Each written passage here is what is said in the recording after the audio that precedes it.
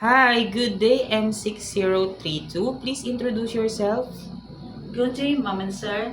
Let me introduce myself. I am Grace Fernando Victoriano, 28 years old, single, and I have a living partner, and we have an 8 years old boy. I am honest, patient, obedient, caring, hardworking, and most especially, trustworthy person. Okay, your religion, by the way. I am a Catholic. I'm high school graduate. Okay, tell me about your experiences as a helper. I'm first timer working abroad, sir, but I work here in the Philippines in a local family of four, two adults and two kids, and the other one is three adults and one kids. My duties are cooking, cleaning the house, send and pick the kids to school, and marketing, car wash, and play with them. Okay, so you have an experience taking care of a children. Yes, But sir. since I saw that you don't have any experience taking care of a newborn baby, my question is, it is okay to you to take care of a newborn? Yes, sir. It's okay Okay, to me. so you have an idea how to prepare a milk for a newborn baby? Yes, sir. Because you have a son, right? Yes. You are the one who took care of him Yes, since sir. birth? Okay. If the baby is crying, what will you do? If the baby is crying, I will check their diaper is full and I give them their I feed them giving milk if he or she is hungry.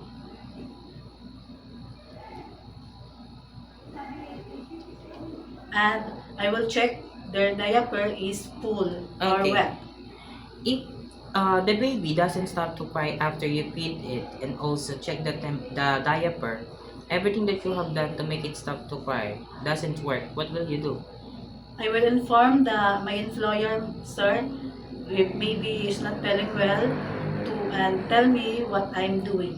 Okay, you will ask them what you do. Yes. Okay. Why do you want to work in Hong Kong? I work in Hong Kong, sir, because to my family, especially my son, and to give them a good future. Okay. And how long do you want to work in Hong Kong? Hong Kong. As long as my employer want me to stay in their family, sir. Okay, so it is okay to extended your contract. Yes, sir. Okay. Um, do you have any idea how to prepare Chinese food?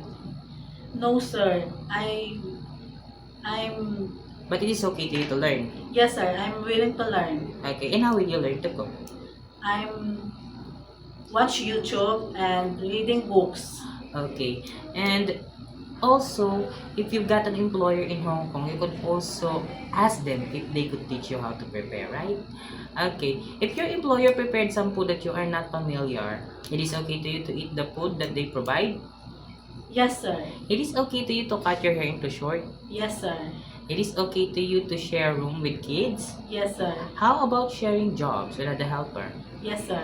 If your employers have pets on their house, it is okay to you to take care of them. Yes, sir. If your employers have elderly on their house, it is okay to you to take care of them, have them go to bed, to the bathroom. It is okay with you? No, sir. Why, you don't have any experience? Yes, sir. I have no experience. But if your employers have an elderly, it is okay to you to Yes, look sir. after. Yes. It is okay. Yes. Okay. If one of your employer's family don't know how to speak English, it is okay to you to learn Cantonese. Yes, sir. Okay. I'm willing. My last question. What will be your message for your future employer? To my future employer, please choose me and I will do my best to be a good DH to you and to your family.